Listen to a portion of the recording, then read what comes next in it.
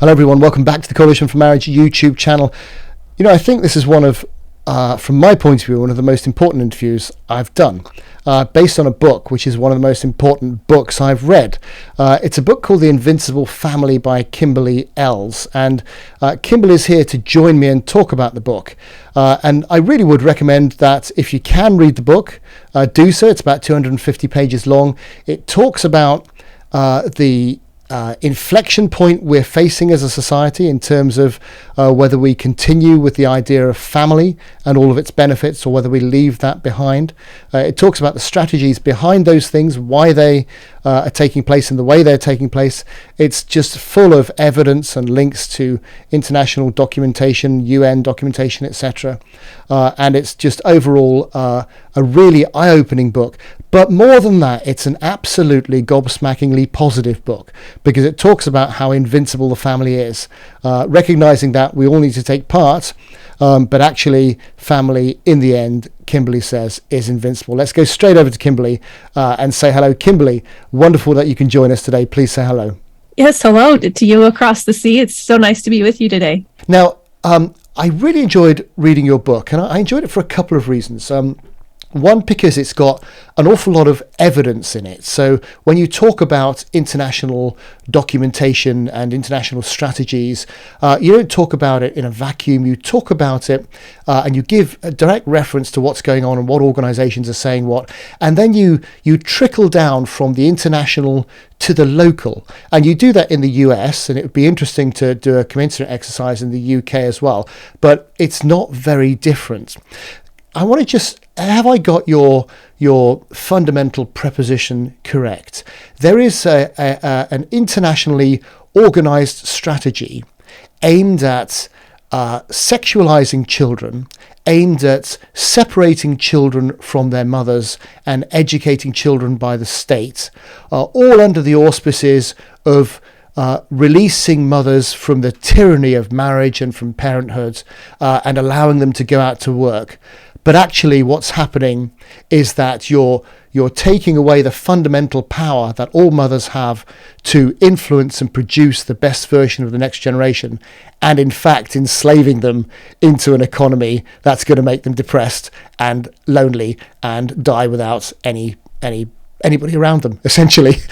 And that have I captured the essence of the book? And we need to be cognizant of that and think about where we're going. Yes, you've captured it so well, perhaps better than I could. That was a wonderful synopsis. And you know, the name of the book is The Invincible Family, Why the Global Campaign to Crush Motherhood and Fatherhood Can't Win. And a lot of times people ask me, well, is there really a global campaign to crush the family? Because most people don't want to believe that or just aren't aware of it. And quite honestly, I wasn't either until about 10 years ago. And that's when my eyes began to be opened and I started attending United Nations proceedings and so forth, and was able to see, and my breath was taken away actually at how organized and how focused and how highly funded and how effective the campaign against the family is. And as you mentioned, a key part of that, well, there are two key things: sexualizing children, and maybe we can get into why that is part of this agenda,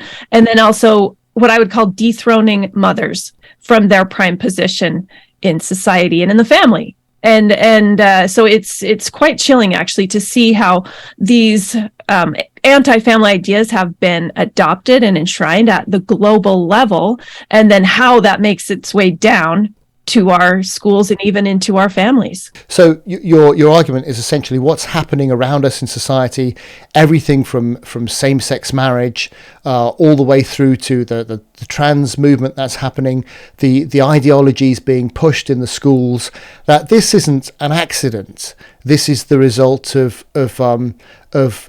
organized efforts, if you like, on an international aspect. And dare I even say it's not left or right, although I love the way you unpick some of the historical, Engels and other sorts of teachings that take motherhood and in order to liberate motherhood, end up actually enslaving women as virtual sex slaves for their nation between the ages of 17 and 34, and then they're obliged to give their children to the nation, etc., etc. And but you take that historical element and you say, okay, it began in socialism, if you like, but actually it seems to be everywhere in society today.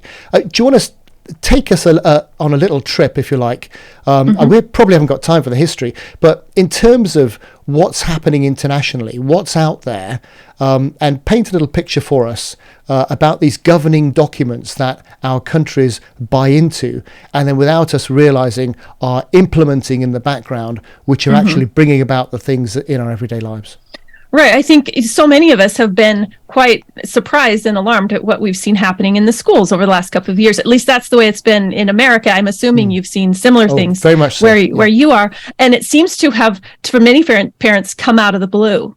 And what I kind of do in the book is show how this has all been rolled out and how it's been rolling out for the past 20 years, bit by bit by bit. And it's very intentional. It's very sexual in nature. And that is all to undermine this establishment of stable families. And anyway, but as you said, maybe I should tell the story of how I initially got into this, because it ties in. So about 10 years ago, I stumbled across some information online, and it was actually what turned out to be a document on children's sexual rights. And I didn't know that was available in the mainstream. And that troubled me a lot. And I read a little further. I read the whole document, and I discovered that it was published by International Planned Parenthood Federation. And it was very well done, very lovely. But when you read these 10 principles, it's all about how children have a right to sex and to sexual pleasure, that for youth. And most parents would not be on board with that agenda. So I was very troubled by this. And then I got, more interested and began looking for a way to contribute. I connected with an organization that actually had been working at the United Nations and at the global level for several years, who had recognized this agenda and were fighting it. So I joined forces with them, and which then turned out to gave me a whole education on the history of the children's sexual rights campaign and movement, and where it came from and where it's pushing to go. And so I'm the mother of 5 children. At the time 10 years ago, I was the mom of 4. And so I just decided that wasn't okay with me, and that nobody was going to be pushing a sexual rights campaign in society without me fighting it. And so that's how I kind of came at this. And the other thing that I wanted to address was not only exposing the children's sexual rights campaign, but also framing motherhood, as you alluded to, as the most momentous position in society, which it rarely is. On Mother's Day, we tend to talk nicely about mothers, but most of the rest of the time, mothers are seen as kind of the last rung on the ladder, a lowly position, an oppressed position. And that's, my thesis is it's the exact opposite of that. So you asked for a little bit of I'll just be very quick. Yeah, you carry on. I spend a chapter in the book discussing where this comes from. So my original idea, my kind of realization was that when there's these two kind of opposing ideas in the world. One is that the world should be a collective, right? And that, a socialized version. We should all share our things equally. Private property should not exist. Those kinds of things. And then there's an opposite point of view that's very individualistic in nature, still family focused, still allowing for community, but honoring private property and private enterprise and private, striving in your life. And what I realize is that so often that's attributed to men's drive, which is actually very important to society. But there's something even deeper, and that is that when a baby is born, it's born to a mother, always to a mother, hopefully in tandem with a father, right? And that's how it's going to work out best. But it's always born to a mother. And when that happens, when a mother has spent 9 months gestating a baby inside her body and then painstakingly birthing that baby, the mother tends to believe that baby belongs to her.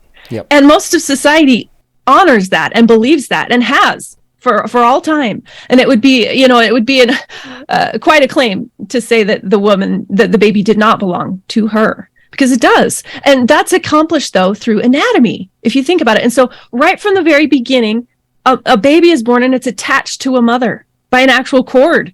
And that declares this baby belongs to this mother. And so if you think about it, that is where the very essence, the very foundation of private belonging comes from. Not that no one would ever have thought without the birth of babies that a thing could belong to them, but the whole idea of why society is privately regulated comes from the birth of babies to mothers. And that's profound. Let's pause there. I mean, that is, I love that idea in the book that the very idea of ownership is exemplified in its most basic form by the fact that a mother is physically connected to her baby, and that's not a social construct.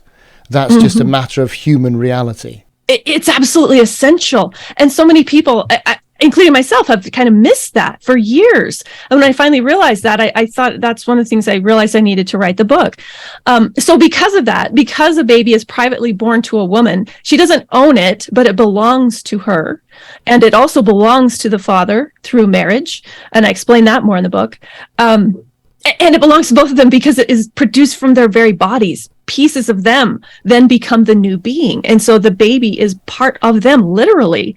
And so, there's not only a connection and not only a stewardship, but a deep belonging. So that being the case, that's why we have all these little pods all over the world that we now call families. And they are privately run. The mom and the dad are essentially in charge of then raising their children. And it's a private enterprise. It's a private project. And so often, the state, all throughout time, there's been efforts for, governments or whatever to overtake and raise people globally and kind of try to enact this socialism, either on a small or a large level. But the reason why it's never been successful, well, you know what, before I say that, so you were talking about the history of socialism. So let me set this up just a little bit. So the writings of Karl Marx, founder of modern socialism, and his right-hand man, Friedrich Engels, wrote clearly about this issue and about how their objective was to obliterate the family so that global socialism could flourish. And notice that they know and they point out that global socialism cannot flourish as long as the family is intact, because it's a private institution that continually fights against collectivism. So, but this idea, the socialist idea, has been taken by so many, people hear it and run with it. They think it's a great idea. This is where, Chairman Mao and all these horrible leaders through the years have gotten many of their ideas, and how so much sadness has come about. But there was a feminist, and so the feminist movement has been largely connected to the socialist movement. And one feminist in particular that I read the writings of was Shulamith Firestone, and she wrote in the 1970s. And she believed Marx and Engels and believed that what they said, that what we have to do is to get women away from the care of children and, quote, free them so that they can engage in socially productive work. Which I want to point out that means that they're saying that raising humanity one child at a time is not socially productive work, right? Which I would argue, and I think most people would argue, that it's the most socially productive and important work that happens, right? Absolutely. So, but anyway, Firestone said that she was trying to work through this argument, and how can we, forever free women from their own children so that they can enact freely in society and engage in the public sphere rather than being so limited to the private sphere.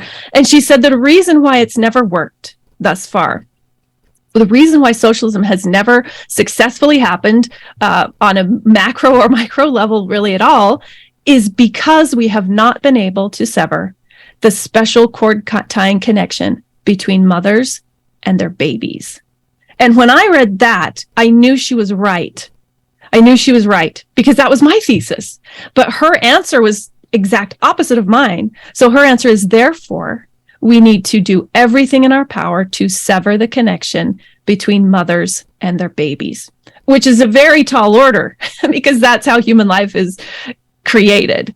But and my answer is the opposite of that. My answer is, therefore, because the birth of babies to specific mothers is the thing that privatizes the entire world, and underlies the freedoms of all people and our ability to independently and privately run our lives, that is the thing that we have to defend above all else, defend at all costs. Because if we lose the very idea that babies belong to their mothers, and mothers and fathers jointly have the stewardship and the responsibility and duty and opportunity to raise their own children, then we have opened a huge door to the state.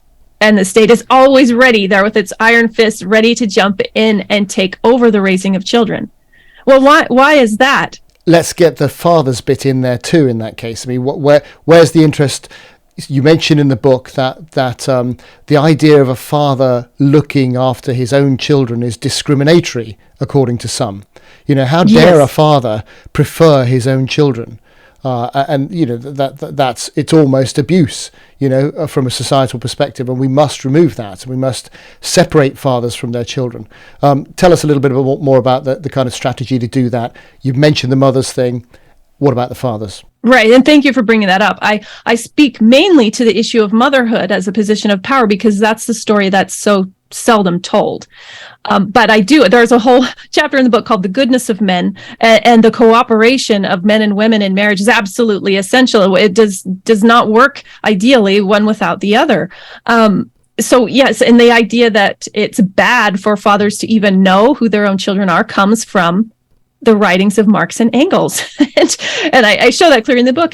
And Marx is making the claim, Engels makes the claim that men invented marriage for the very purpose of A, oppressing women, and B, being able to greedily and in some inappropriate sense find out who their own children are, so that then they can exploit them for one thing and then also pass on all their greedy riches to their children. So he tries very hard to paint fatherhood as and marriage, which allows a father to know who his children are and to provide for them. There's an effort to frame that in a negative sense, but that's not negative at all. It's a very positive thing for a father to want to know who his children are, not just know who they are, but know them and love them. And you know, one of a father's main duties is to provide for the necessities of life for the people that he produces. And so that's a positive good. That's a social good that leads to the flourishing of society one family at a time. If there's a responsible father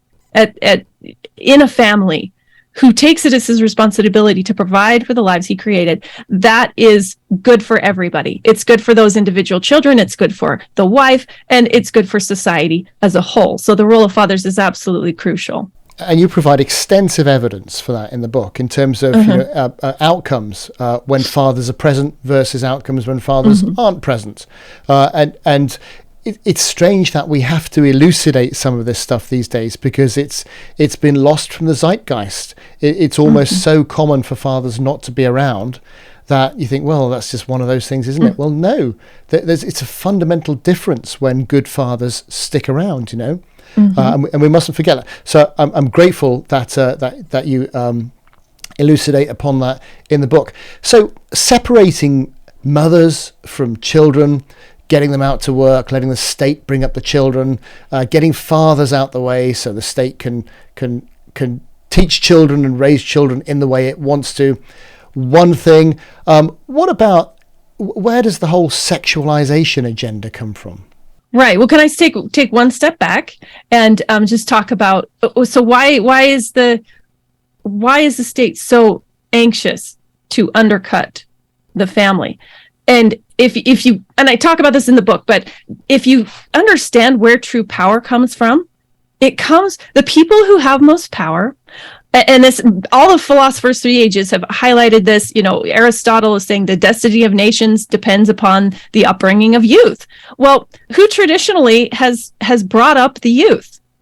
Mothers, in connection with fathers, but in a unique way, mothers. And so, you know, people talk on and on about how if you get to the minds of children and gain the allegiance of children, then you have the most power.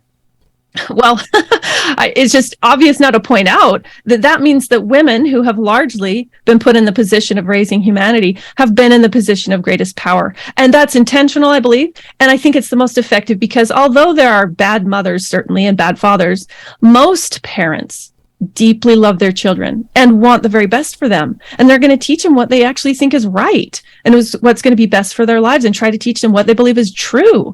And so fathers and mothers have been put in a position of unique power. And it's been said that in order to get someone to give up their power, you just have to convince them that they don't have any. And I think that has largely what has happened in the case of women. They've been told that motherhood is a powerless position because it's an unpaid position, so therefore it can't be worthy. And therefore it can easily be abandoned without any consequence. And then the woman can get on to more important things. Now, my message isn't that women can't work outside the home or that they have to, devote their entire lives to motherhood. I'm a mother and that's my top priority, but I certainly do other things. To convince women that their babies and their little children at the earliest ages don't need them is simply untrue. Little children deeply need their mothers, and the data bears this out in a fantastic way. I often quote the writings of Erica Komisar, a prominent psychologist, who makes the case, just airtight case, that in the first 3 years of life, babies uniquely need their mothers. And that lays the foundation for basically all else. So you ask the question, why is sexualization such a huge part of the anti-family agenda? And at first, it doesn't make a lot of sense, but if you look closely, it makes perfect sense. Because sex is the thing that creates people. Sex is the thing that creates babies, creates new life. And the way that life begins is pivotal to the rest of that life. Not that, difficulties up front can't be overcome, but the data shows, overwhelmingly that children who are born to and raised by their married biological parents statistically do better. It doesn't mean other people are doomed, but those children prosper all across the board in every measurable way, more than children in other living situations. And so if your goal is to usurp the power that mothers and fathers and families inherently have, you have to break the family apart. And so if you so this goes back to the original document that I said that I found that was concerning to me about children's sexual rights. Let me give you a quote from it so that you understand what I'm talking about. So there's one quote in this document by International Planned Parenthood Federation, and it says, "Sexuality and sexual pleasure are important parts of being human for everyone, no matter what age, no matter if you're married or not, and no matter if you want to have children or not." And then it goes on to say that governments and leaders have a responsibility and duty to respect and fulfill all sexual rights for everyone. So that's a quote. And that's very clear that their agenda is sex and sexual pleasure are human rights for everyone at all ages. This is their language. So if you convince a child in their youth, if you're able to get to the mind of a child, which most mothers and fathers would not allow this, they're barricades to children being sexualized. But if you get to the mind of a child early and convince them that sex is not a great power to be mastered and used to form a family, but rather it's just something fun you do on the weekend with your friends, it's meaningless fun that just feels good for the moment, that you have a right to, that you have a human right to express.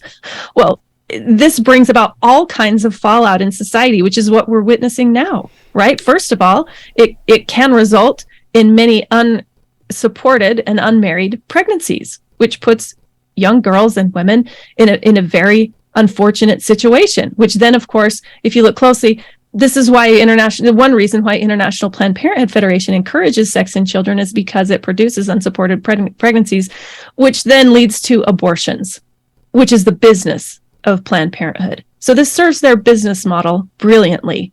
It makes children lifelong customers, but it does more than that. It puts in the minds of the rising generation that sex isn't connected to childbearing, that sex isn't connected to marriage, that it shouldn't be, that it isn't, that has nothing to do with marriage and childbearing. But the fact is, it does. It unavoidably does.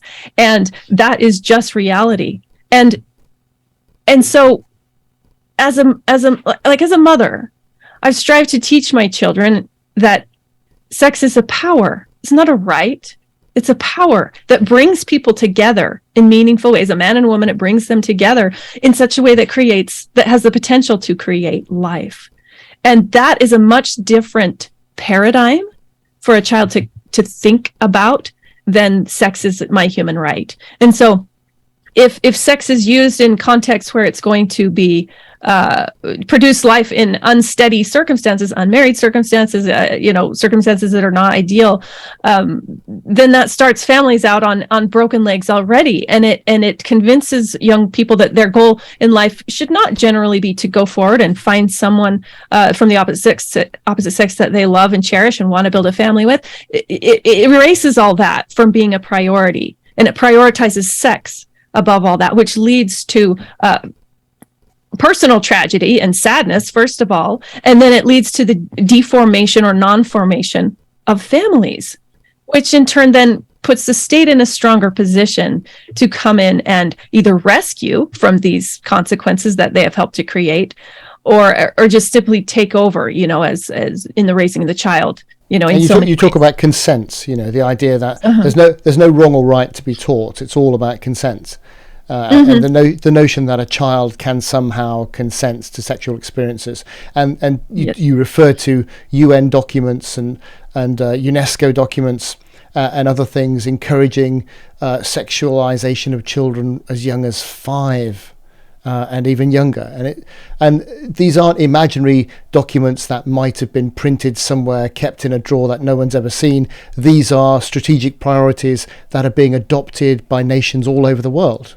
Yes. And, we've been raising the alarm on this for so long. And then just recently, you may have seen that a UN-connected document came out just in the last few weeks stating that children are able to consent to sexual experience. And, there's been a great deal of alarm about that, which there should be. But what I'm here to tell you is this is not a new occurrence, and it's not a one-time occurrence. So the connection between, I've talked about International Planned Parenthood and their documents, but the thing is, International Planned Parenthood Federation partners with UN agencies very regularly. When I have gone to the Commission on the Status at the UN in years past, I'll attend an event sponsored by International Planned Parenthood Federation and say UNICEF or another UN agency. And so there's a great deal of cooperation, and not only cooperation but agreement about the ideology behind the children's sexual rights movement and paradigm. For instance, there's a document that was revised and came out in 2018 called the International Technical Guidance on Sexuality Education, published by UNESCO, a prime UN agency, and it has the logos of numerous UN agencies on it: the World Health Organization, UNFPA, UNICEF. And this same ideology of children having sexual rights is found throughout the document.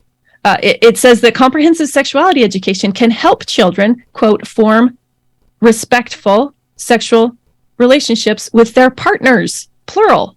So just laced throughout the whole thing is the idea that sex is a right, and it's that sexuality educators of the world, it's their responsibility to teach children the glories of their sexual rights. And as I just mentioned, one of the main avenues to doing that is comprehensive sexuality education, which is a phrase we're very familiar with. And we know from research, from speaking to researchers in the area, that the more sex ed kids get, the more sex they have.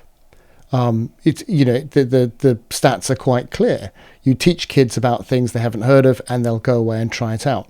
So you teach them about different forms of sex. You teach them about consent, and off they go, and they'll do that. So one thing, before we move on a little way, one thing which still confuses me, you look around at governments, whichever political party you might be looking at, and you think, well, these people grew up mostly in stable, secure families. They have stable, secure families of their own. They know that the best outcome for a child is to grow up in that environment.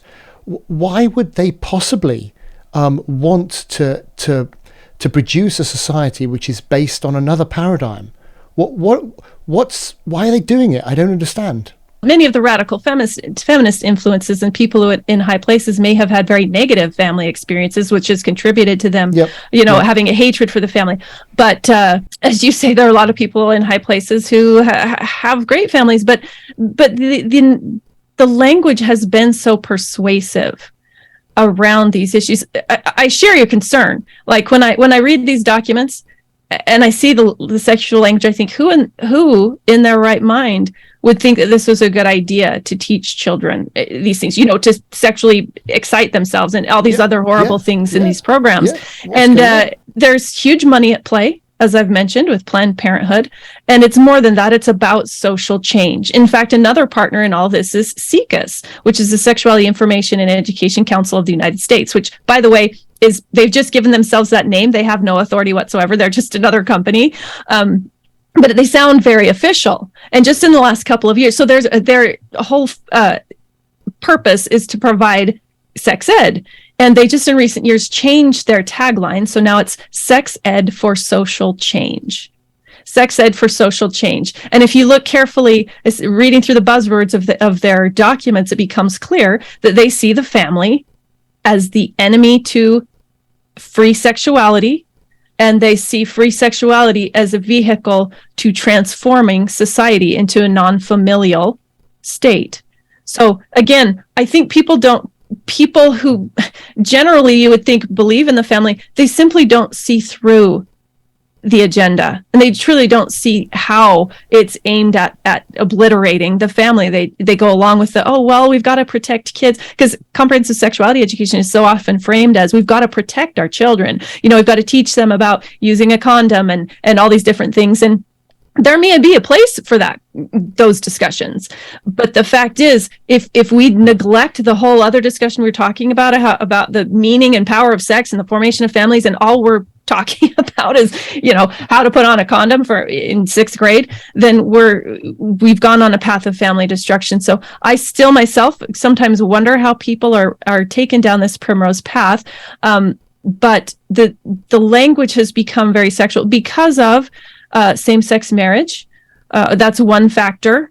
And the whole movement of the LGBT acceptance, which, again, I believe that we can love and accept all people. That doesn't mean that we need to accept all ways of life and teach them to our children. But you see, that's been rolled forward in a very persuasive way, so that almost people feel like, well, if I believe in man-woman marriage, then I'm against love, because love equals love, according to these ideas. Yeah. And so I think that's part of it, is there's a social pressure issue that people don't think through to the end result of what policies and cultural movements are going to bring about. And they don't want to be seen as being against love or equality. And since the argument has been framed in those terms, it's difficult to see it.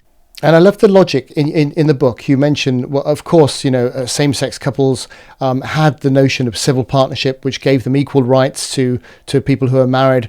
But they wanted this, or activists wanted this term marriage. And in the book, you kind of explain why that's the case, because it undermines the definition of marriage. It changes, of course, the definition of marriage, but it changes children into chattels, because it replaces the right of growing up with your parents with the right to have children, and basically makes the state into effectively child traffickers, giving children to people, and using, creating kids purposefully to be without their mothers, etc. Tell us a little bit about what you wrote about that, because that's fascinating. Thank you. Yes. See, the problem for me, the main problem with same-sex marriage is not that, these people love each other. It's the fact that when you redefine marriage, you redefine parenthood. And because that's why the label of marriage was sought so greatly, is because it is connected in most people's minds with family, with children. And so now that same-sex marriage in many places has become a right, now the argument is that there is also a right to have children. And those things are actually not the same, but in the kind of the public mind, they've become the same. And even there's documents out there that are being interpreted in such a way that, people can claim that, well, we're married now so that we have a right to have children. There is no right to have someone else's child. People who produce children with the cooperation of their bodies, they have a right to raise their own children. But you don't have a right to raise someone else's child, or to purchase another child to raise. And that's why this is problematic. And it's not because gay parents can't be good parents.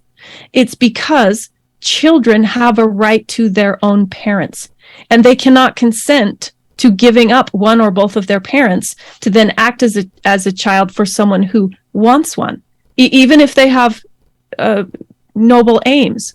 Which that's another issue. Then, because we have opened up the door for surrogacy and other ways of third-party reproduction to same-sex couples, the door has been blown wide open, and it's now more possible for other people who have nefarious aims, pedophiles or psychopaths, to obtain children, because now there's this perceived right that you can. Now even going beyond being married, now that people are claiming there's a right to have a child, even if you're just a single person or a group of people that wants to raise a child. And the thing is that dishonors, devalues, and cuts off the connection between mothers and their babies, which is where we started out this conversation. And that's why it matters, because it tends to matter if people who create the child are raising the child. That doesn't mean that adoption is never appropriate. Of course, when there's a situation where a child can't be raised by its biological parents, a compassionate society will find a family situation to raise them. So that's not what I'm saying.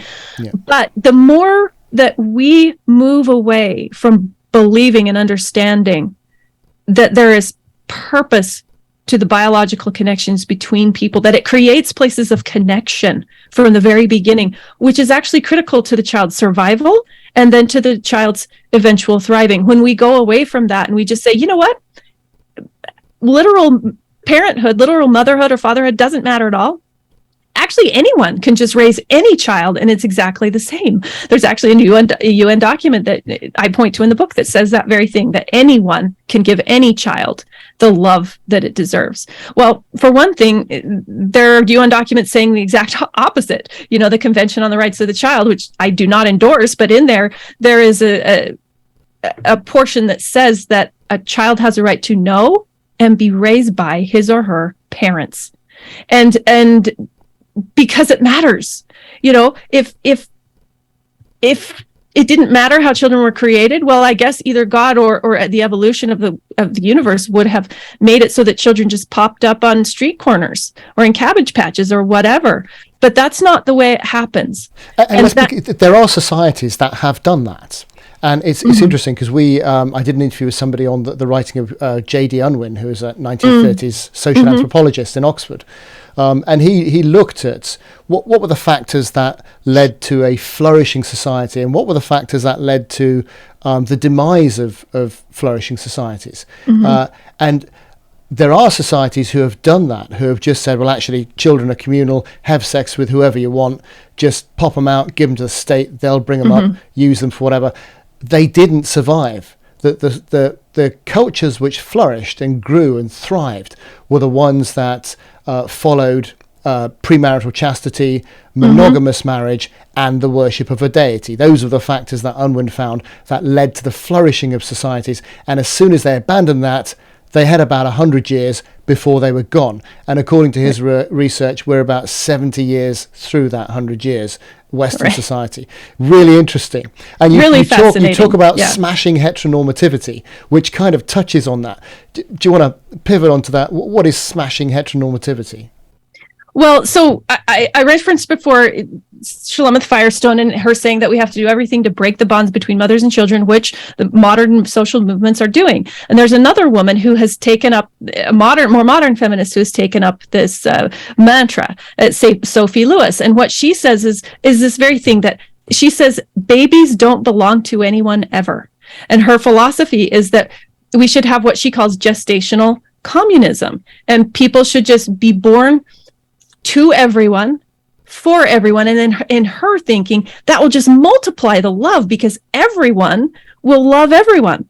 Well, I'm sorry, but that's not the way it works. I think your own president said very recently that words to the effect of, we're all responsible for our children. Right. And, in a certain sense, yes, we all, if we see a child in trouble, we're going to run to help. But no, children belong to certain parents, and the parents are primarily responsible. So anyway, Lewis's whole point is that children, that love would abound if we just abandon the family. But that's so first of all, history has not shown that to be true. And you can't teach a baby to love by not loving it.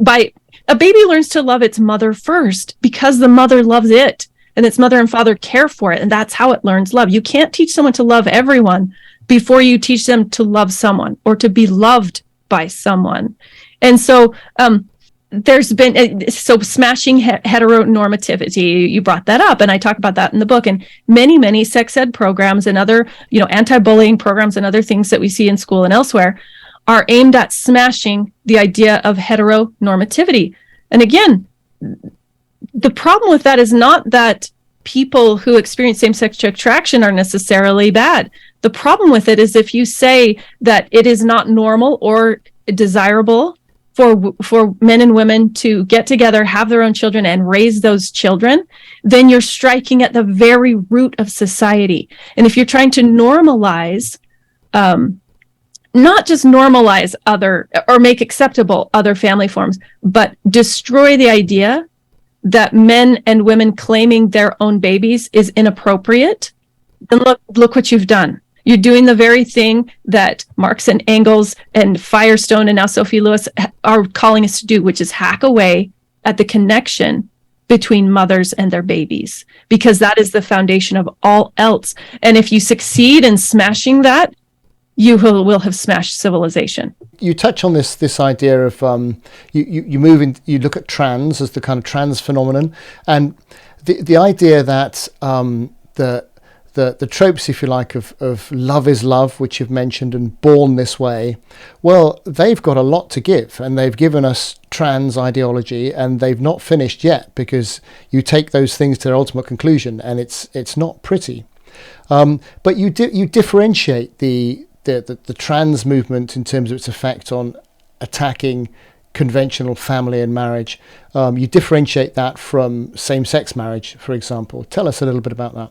Yeah, and that's a very important distinction. So the L, G, B, and T were all put into one nice, neat package. But what we're seeing now, and what I point out in the book that I wrote, a few years ago, was that those are not cohesive ideologies, and they should never have been put in the same package, because, to put it simply, the idea of same-sex marriage or same-sex attraction maintains the idea of the same and opposite sex, of a binary, that there are males and females that inherently exist, and that some people might be attracted to a person of their same sex, but it's still opposite. There is opposite and same.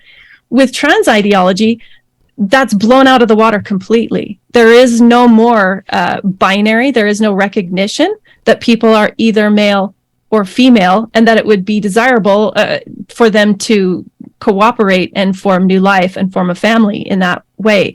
And so even to those who are very sympathetic, who may have gay family members or are sympathetic to the same-sex arguments, you do not also have to go along with the trans argument, because they're divergent, absolutely different. In same-sex ideology and philosophy, it maintains sexual difference, but it does not maintain that there is complementarity between those two. It says it doesn't matter, they're not complementary, they can go either way. But with the trans ideology, it not only says that that the two sexes are not complementary, but that they do not inherently exist at all. And so there's another point that I didn't mention before that I'll bring up now, from Shalama Firestone, the early feminist. She said that the goal of socialist feminism was not to eliminate what she called male privilege, but to erase the sex distinction itself. And she said when you do that, that unravels the family. It frees sex from the confines of the family, and again opens the door to socialist revolution and progress. And so it's very key that she pinpointed not only destroying the bond between mothers and children, but also eliminating the recognition of sex differences in society. And we are there now. A large portion of the population just believes now that male and female do not inherently exist, which is stunning, right? It's a stunning development. And we're just, I think, beginning to see the tip of the iceberg on where we're going with this. But one of my main concerns about it obviously I'm concerned for individual teenagers who are kind of sucked away into trans ideology and make permanent changes to their body and eliminate their own fertility, and all those things are a great concern. But in addition to that, legally, if it leads to the legal annihilation of the family, because if it becomes inappropriate or even illegal to differentiate between women and men, then what do you do about mothers or fathers? Because mother is a sex-specific designation. Father is a sex-specific designation. So if you can't, in our country now, the Equal Rights Amendment is being pushed once again, which would make it essentially illegal to differentiate between men and women. And if you can't do that, how do you differentiate between fathers and mothers or non-fathers and mothers? It complicates everything. And I think that is the point. And like you say, it fundamentally erodes that bond between mother and child, doesn't it? It does. And it makes it legally difficult to defend parental connections and parental rights, which is a huge concern that I see on the horizon and even here now. I mean, one of the other huge things that the trans movement has done, of course, is to separate, not legally, but separate children from their parents, making children feel that their parents are their enemies if they don't immediately affirm their trans identification, and it pits parents and children so sadly against one another instead of bringing them apart. So on so many levels, the trans movement is destructive of families. That probably applies to the L, G, and the B as well as the T. In terms of children expressing themselves in school and the schools hiding it from the parents, or other sorts of bits and bobs. It's interesting that I live in a part of the UK called Wales, constituent part of the UK, and the devolved government in Wales have recently removed the right of parents to remove their children from CSE, or RSE as we call it over here. So the state has said, we will teach your children this, and you can have no say in it. You cannot remove them by law. They've also removed the defence of reasonable chastisement. So you're not allowed to discipline your children the way you want to. You're not allowed to teach them in the way you want to. The state will decide how they're brought up, which is quite remarkable. We've in Scotland, another part of the UK, a lady who's recently lost her job referred to herself as the chief mammy of Scotland. That she was effectively, and they tried to implement a scheme which thankfully got scuppered, of named individuals, where there was a public I remember that. Public servant whose role would be to have ultimate say over every child. A named person, some employed, but wow, can you, it's just, and what you're talking about, things that happened, 120 odd years ago, maybe a bit less than that. The idea of ordering a society where the state was in control of of children, of birth and everything else like that, we just seem to be heading in the same direction. We are, and that's why I'm so concerned. And again, we're talking about the well-being of people, the well-being of children and babies, the formation of families, the future of our civilization. It's not about hate or discrimination or all of these other ways that it's been framed. And the fact is that the family is a brilliant institution, and it does so much good. And I think we've taken it for granted for so long that we thought we could just change and morph it and redefine not only marriage but parenthood and everything else without seeing social consequences, and we're seeing the world crumble around us in so many ways. Those aren't the only factors, of course, but they are major factors going forward, that if we frame parents as enemies to their children and begin to form policy under the assumption that parents are somehow antagonistic to their own children, we have gone sadly wrong. Because as I mentioned, although there are bad parents, most parents are the best protectors of their children. Now, your book does an excellent job in taking us through the evidence to build this case of an international collaborative effort to undermine the family. And it lifts the lid on that very, very clearly. But it doesn't stop there. And one of the unique benefits, the thing I really love about the book, is it then says, yeah, but the family is invincible, and here's why. And it talks about other things, and, that love will, real love of parents, which is something that cannot be faked and cannot be replicated, that will always win. Take us through. And I suppose it's the question, what do we do? What's next, if you like? And the book is really good on that. So take us through some of that. Thank you. So the title of the book, as we mentioned, is The Invincible Family. And I had to fight hard for that title.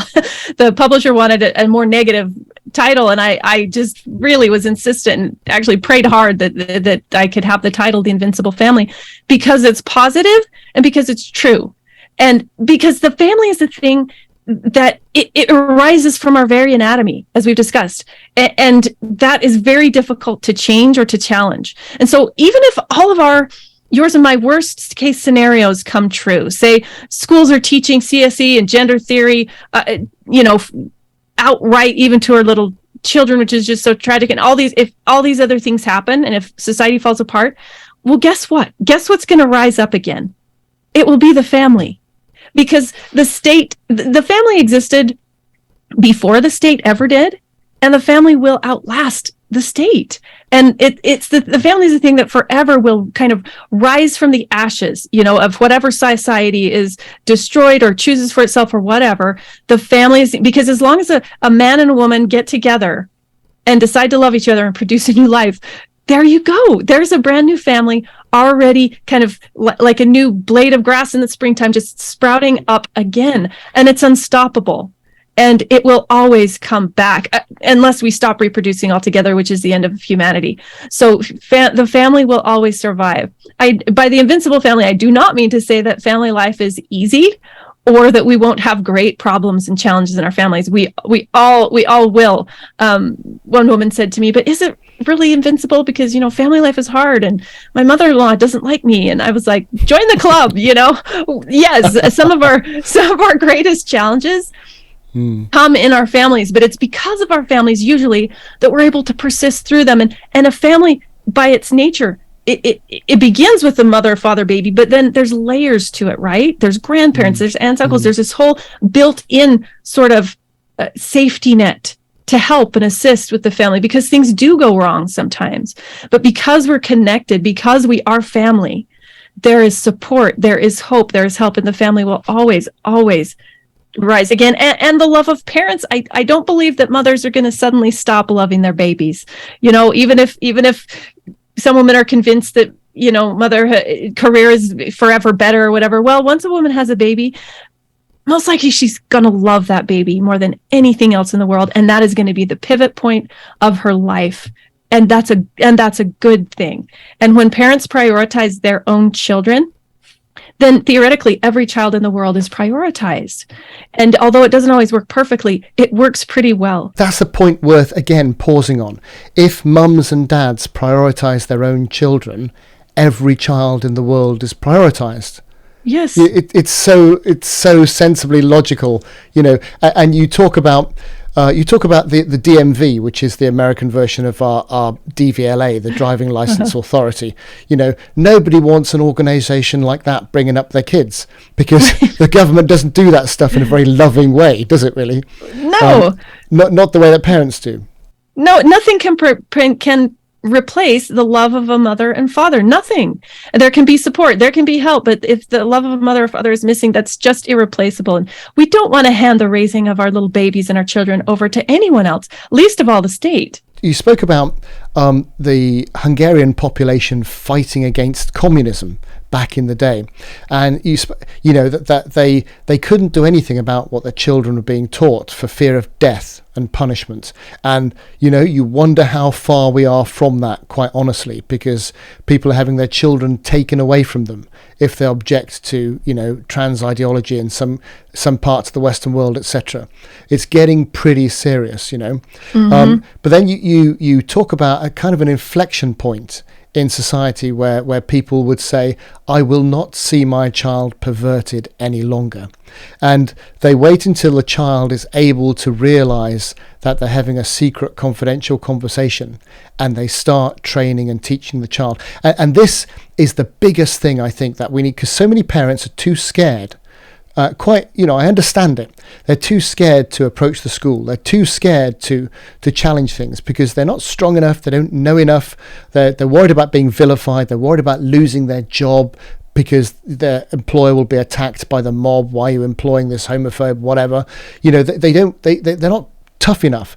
But actually what you can do as a parent, what these guys did to combat the communist regime, when the child got home, they said, what were you taught today? Let's go down to the cellar and let's teach you the truth. And you think, as parents, are we at that point yet where we realize we need to teach our children the truth? We need to find out what was the phrase? Something about they wouldn't let them go to bed until the bad teaching had been washed off of them, or something like that. Mm-hmm. And you think that's what we need to do. Instead of being obsessed with going out to work and earning more to buy more, let's think about the children, put the time into learning what they're learning and teaching them what's real about life and what's meaningful about family. And let's put that effort in. And that's how we win. That's how we change. That's how you overcome a communist regime. And that's how you overcome madness in society and restore family values. Just so well put. And I think if people read only chapter 22 of the book, it's the just brilliant and inspiring story of Hungarian parents who fought back against a communist regime who had totally taken over their education system. And thankfully, we're not there yet. We're on our way. So you're absolutely right. People often say, well, what can we do? There's a whole lot we can do. But the most important thing we can do is teach our children in our homes. Teach them, washing away all the bad things that they've taught in society and at school and through their phones and whatever. We need to teach the truth sanely, calmly, lovingly, powerfully at home, and starting with what we believe about the family, gender, sex, marriage, our own religious beliefs, what we believe about freedom, all these things. We need to be engaged in talking to our children about those things. And there's no shortage of opportunities to do that with everything that's coming out in society. We're presented daily with opportunities to talk through these things, and we must do it. And the thing is, our children, for the most part, although they won't always make all the choices we want, they will listen to us. And this battle really will be fought at home. It's ironic. The battle is against the family, but it's by the family that this battle will be won. I think it will be one family at a time. Of course, we need to take public action. Of course, we need to influence our schools and legislation. But if we're not teaching at home, how much are all those other things going to matter? And that's the thing everyone can do, isn't it? Everyone can do that bit. Everyone can you may not feel you can stand as a politician. You may not feel you can write to it, but everyone can do the bit where they get involved in teaching their children what's good from bad. Well, that's a wonderful point. I could talk to you for longer than it takes to read the book, quite frankly, because it's not that long a book. I want to encourage people to get it. I think it's one of the most important books I've read, I think, at all on these subjects. It really does open the lid on an awful lot of stuff in an evidence-based way. It talks about the dangers. It does it in a very positive way. It does it in a very realistic way. It's not against anybody, but actually there comes a time when actually if a choice has to be made between pacifying someone's feelings and punishing all of society, maybe we have to make that choice or find another way around, because the direction we're going in does not have a good outcome. So I'm grateful for what you've done. I think it's a wonderful book. Anything else you want to leave us with? Any final thoughts? Just the final thought, Lenin said, give me 4 years to teach the children, and the seed I have sown will never be uprooted.